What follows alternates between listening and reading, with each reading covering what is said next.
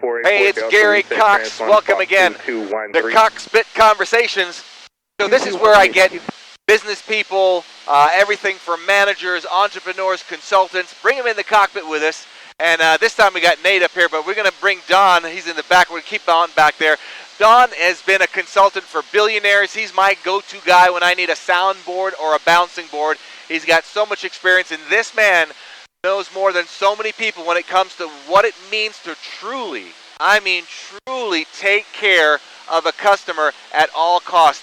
One of the things that we're lacking today in business is the understanding of what it's like to take care of the customer. Listen to this and you'll get a real true understanding of what it takes to understand the customer. Now we're in the cockpit, so every so often we might have to stop to talk to the ATC, and if I don't do that, Nate will be doing that. Don, welcome to CoxePit Conversations. Hey Gary, thank you. So Don, tell me about this story that you mentioned to me once before.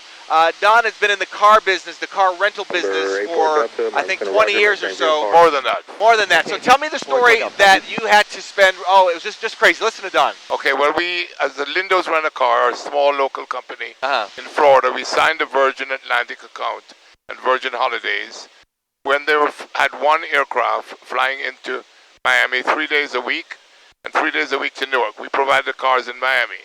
So Virgin, after flying into Orlando, decided they're going to start flying to LA. We did not have an operation. My company had no operations in LA. So they went to see Alamo, and Alamo said, sure, we'll give you cars in LA, but you have to give us the Florida business. So of course I did not want to lose the Florida business.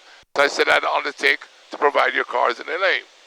So the first flight was coming in needing 190 cars. We ordered cars from various dealerships, and the flight was coming in on a Saturday. Monday, Tuesday, Wednesday, we called the dealerships. Dealership said, don't worry, you'll have your cars. I said, where are the cars? Said, the cars on the port in Long Beach. I said, well, why can't we send our staff to pick them up? I said, no, Long Beach is a union yard. You have to wait for truckers to bring them in. So I waited until Thursday afternoon, no cars. I decided I had to take action because these folks had booked their holidays 6 months, a year in advance.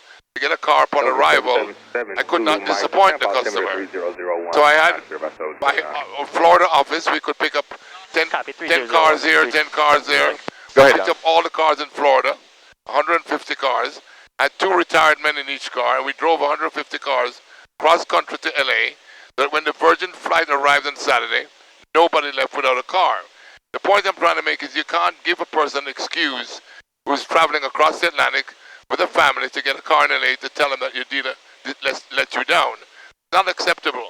So we had to do it so we would not lose the account. So check this out now. Don, his offices were in Florida. He got the account in California. He had to pay for extra employees, drive the cars from Florida to California, and then fly his people back. Did he have to drive the cars back as well once they were done with it? No. So you had to fly the people out, drive them out and fly them back. We had to fly every driver back. So we had 150 cars, we had to fly 300 men back. Wow. The point is, here's the point. The point is that we kept the account for 25 years on an exclusive basis across America. The account grew. Virgin Atlantic started flying into Boston, to Las Vegas, into San Francisco, all over the country. Had we not done that, we'd never retained the account for 25 years. So the point I'm trying to make is don't give customers excuses. If a man can walk on the moon, we could get 150 cars to LA. That's the sum total of what I'm saying. And I think the problem with most people is they think of the cost. And yes, there's going to be an initial cost, and they could have canceled you a year later, a month later, but you did what you were supposed to do to keep the contract, and like you said, 25 years later. So what I want you to do as you're listening to this and when you're done, I want you to think about how much are you willing to spend out of pocket and lose to keep that customer with the potential of hopefully, not guaranteed, but hopefully they'll stay with you for decades.